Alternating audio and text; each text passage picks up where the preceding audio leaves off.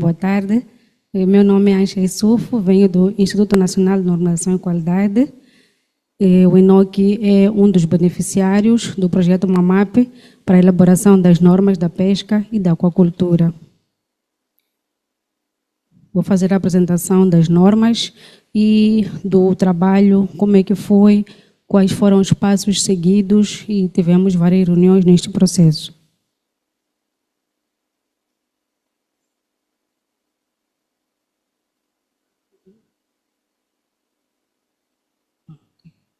Esta é a estrutura da apresentação. Vou falar sobre as atividades que foram desenvolvidas no âmbito do projeto MAMAP, acesso ao mercado dos produtos de aquacultura moçambicana.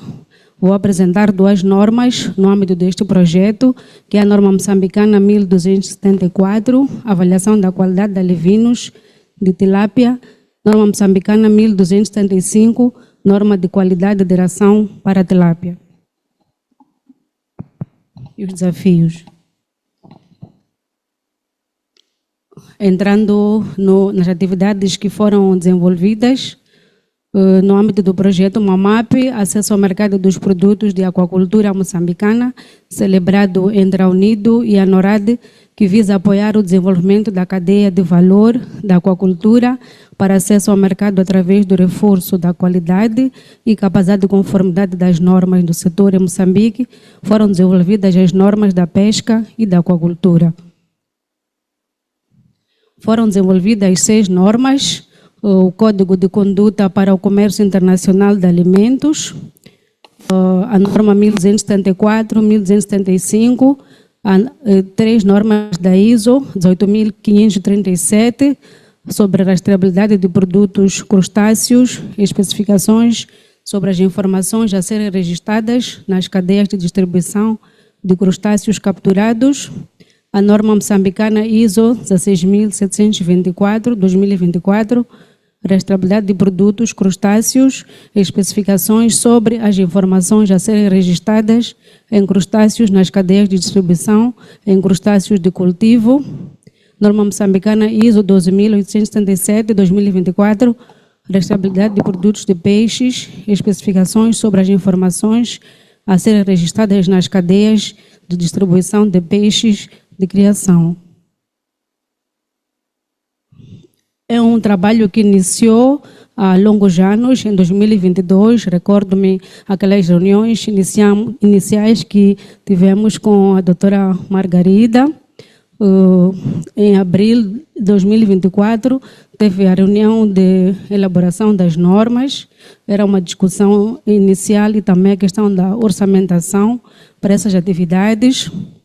Em maio de 2024, teve a reunião de elaboração das normas e preparativos para o processo de abertura. Em setembro de 2024, teve um retiro de discussão e validação das normas. Em novembro de 2024, foi feita a publicação destas normas. E em abril do ano passado, foi a edição e tivemos um workshop para a divulgação das normas em Maputo.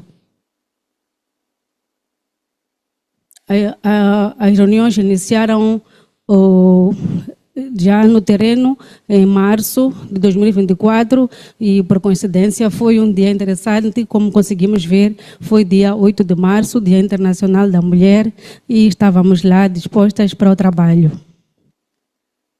Sim, tivemos a reunião de elaboração das normas, era uma reunião preparatória, ensaio, que é para os membros, os participantes, a UNIDO perceber como é que é este processo de elaboração das normas. Tivemos várias participações. Tivemos o apoio para a elaboração da norma de aditivos, que é um trabalho que foi iniciado, um trabalho ainda não acabado.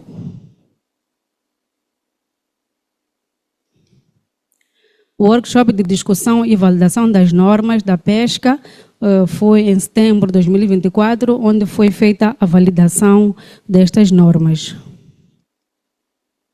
E A aprovação é através de uma reunião setorial, tem o Comitê Técnico de Normalização, que aprova as normas, constituída pelo presidente da comissão, o vice-presidente, o secretário, que no caso eu sou a secretária, e tem os membros da comissão, a semelhança do que é feito na Organização Internacional de Normalização, na ISO.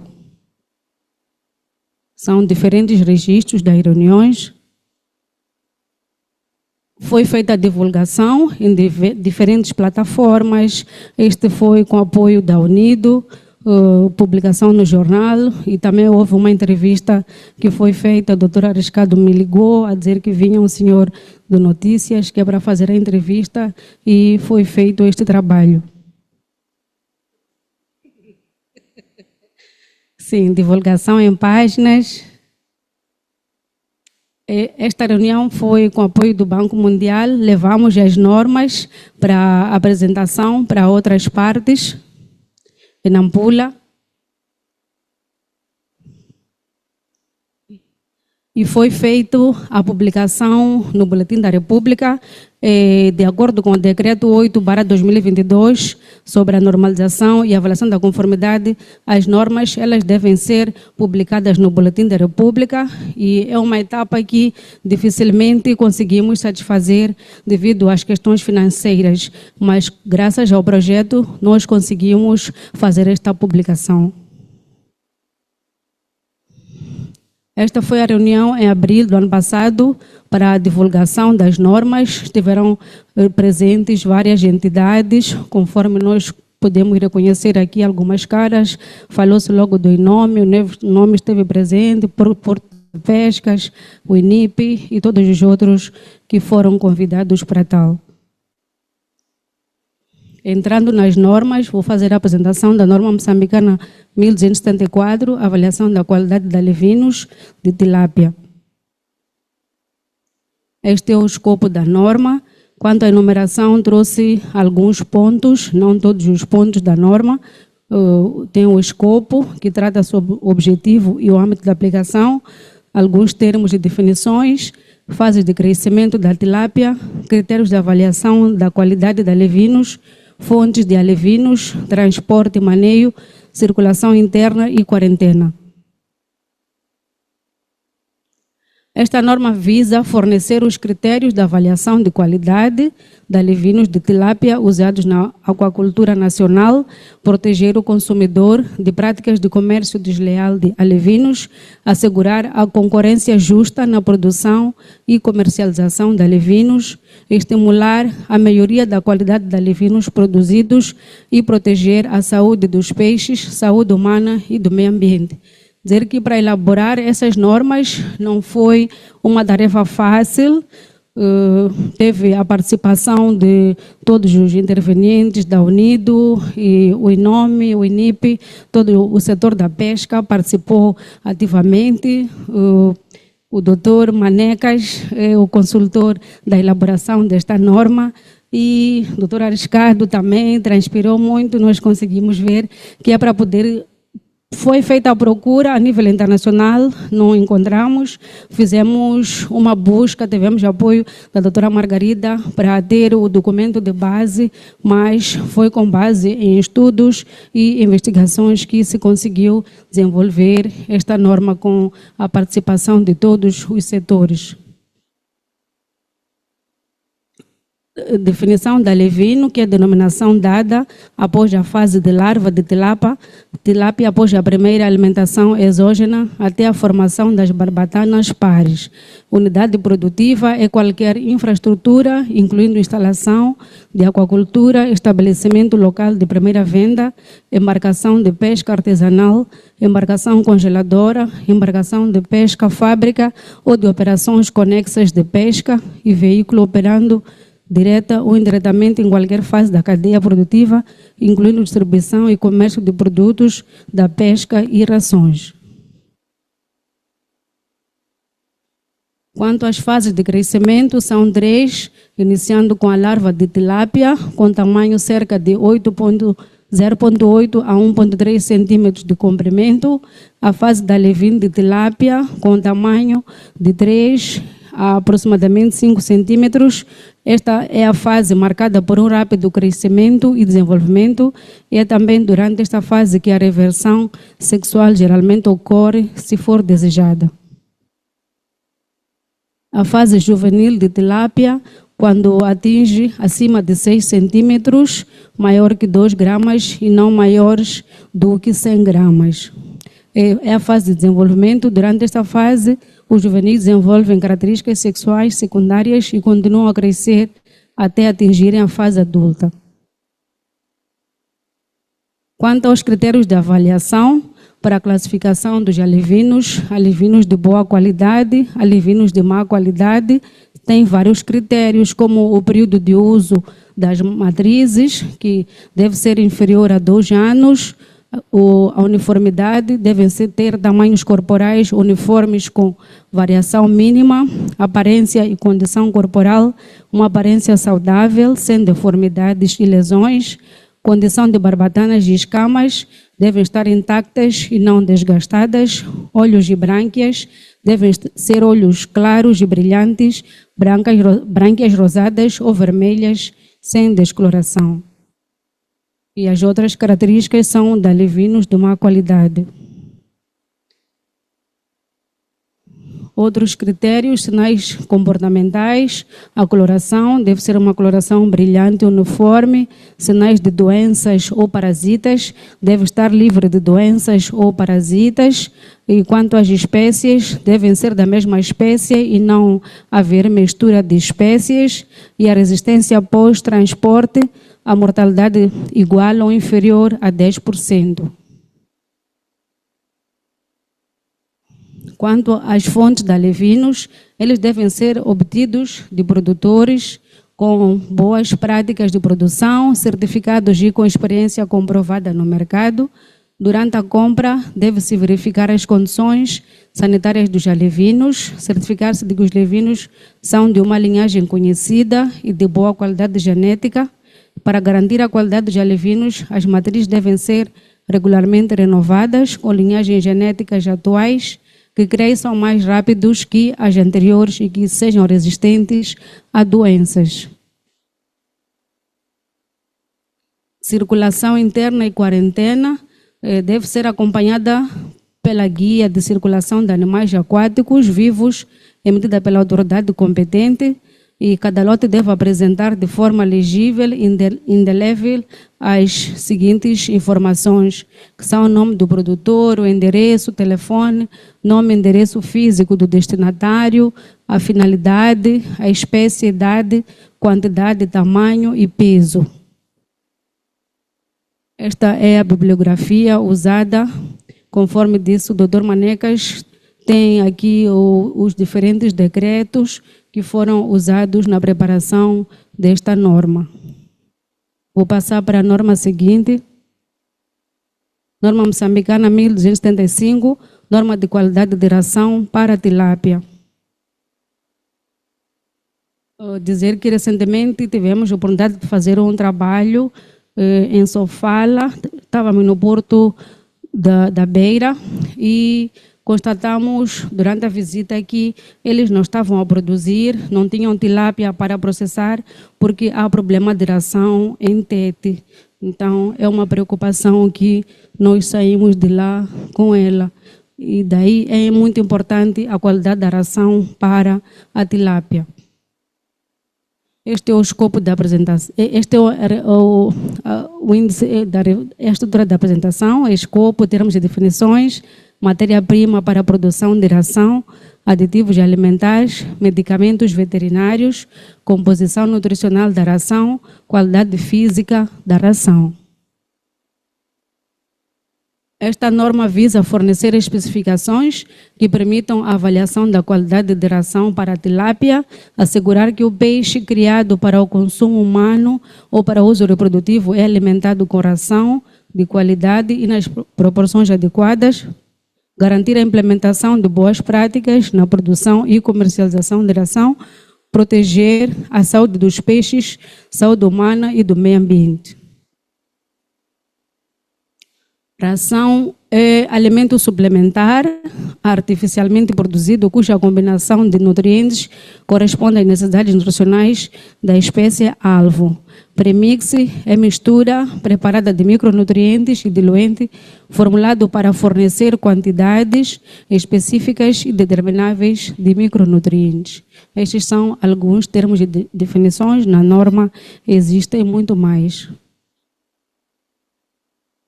Matéria-prima para a produção de ração.